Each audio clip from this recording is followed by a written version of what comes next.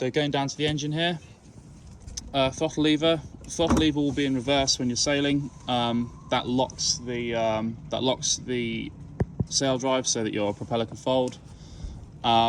Before you need to start the engine, make sure it's in the up position, and it will sort of click in the up position.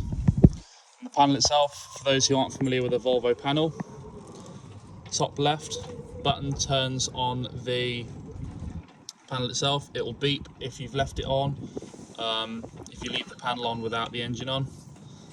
Top right is to start. Hold your finger down on the button to keep it turning over until it does start. If you've been sailing for, I don't know, if you've been sailing for 24 hours and you go to start the engine, I'd advise you start the engine and run it maybe at least once or twice during the race to keep the battery charge up. But when the engine's started, keep a look out for the water coming out the back.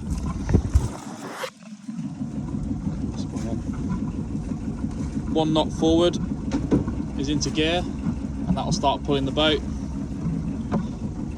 And then just into back is reverse. If you want to rev the engine out of gear, press the red button in, and any which way, it doesn't matter where, the engine will now rev.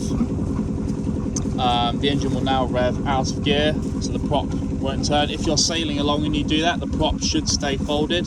It's unlikely to unfold if you just want to charge, but this is what I would advise for battery charging, is just run it for a little while to get some charge in. Stop the engine.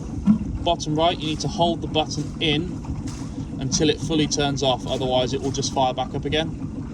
Keep it held in, watch the needle go down, and then on off switch again.